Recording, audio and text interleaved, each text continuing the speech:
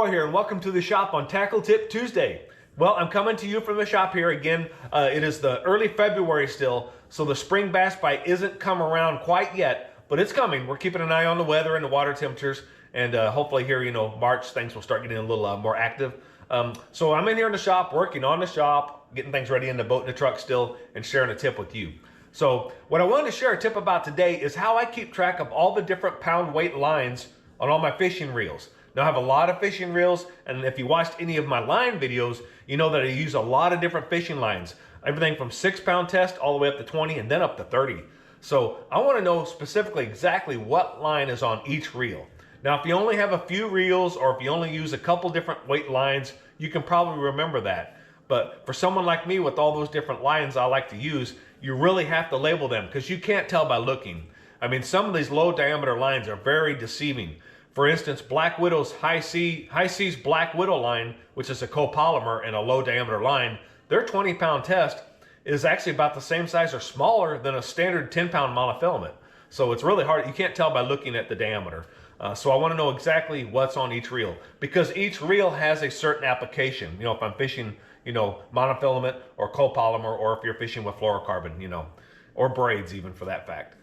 So what I do is I keep it pretty simple. I like to label them, and I use white duct tape, and I use Gorilla Glue duct tape. Gorilla Glue makes a great duct tape. This stuff sticks extremely well. It lasts even through moisture, rain, water, and it doesn't come off very easily, but it does come off when you need to remove it from the reel to change out the line or whatever you want to relabel it, So I buy it in the spool. Yeah, that's overkill, but this isn't used just for labeling fishing reels. Of course, you can use this around your house, your shop, have an extra roll in your truck for emergency, whatever. So I use the white because you can label it easily with a black or blue permanent waterproof marker. And that's how I label them, so it works out great. Here's what I do. I just cut off a little square and I put it on my reel in a spot where I'm not gonna be handling it a lot, just to be safe. I haven't had an issue with chafing or wearing it off, but I wanna put it someplace just to eliminate that possibility. So here's one of my casting reels, my Enigma casting reels. And if I'm fishing with it, I'm holding it like this while it's on the rod, and I'm retrieving here, obviously. So I'm not really touching this area much. And again, it don't matter if it gets a little wet. So right there, what's it say? 12MO. So you know what that stands for? 12-pound monofilament. Now on my spinning reels, I like to put it right there on the bail. That one right there, 8CO. You know what that means? That's 8-pound copolymer. So again, that's a real inconspicuous spot. I'm not gonna touch it. It doesn't affect the reel. If it gets a little wet, that's fine. So that way I know exactly what is on each reel.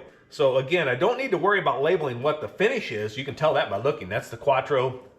This is the clear blue. So all you really need to put on there is your poundage. If you're using a fluorocarbon, you can use an FL or whatever for your abbreviation, and that just keeps it real simple. So that way you can keep track exactly when you grab your reels to go in your boat, or when you're at the lake fishing, you know exactly what is on each reel for whatever fishing application you want to do. So thought I'd share that quick tip with you. I appreciate you following. Please, please, please bear with me here real quick. I want to thank all my supporters, but especially the one that made this video possible, Lost River Lures. Check out Lost River Lures. They're on my website, TroyNorthOutdoors.com. There's a link to them. There's even some spinner baits up on the website for sale right now as well. Some of the best jigs, the spinner baits, and buzz baits you can buy. American made, great people. Check out Lost River Lures. Thanks so much for watching. I appreciate you. Y'all have a great day.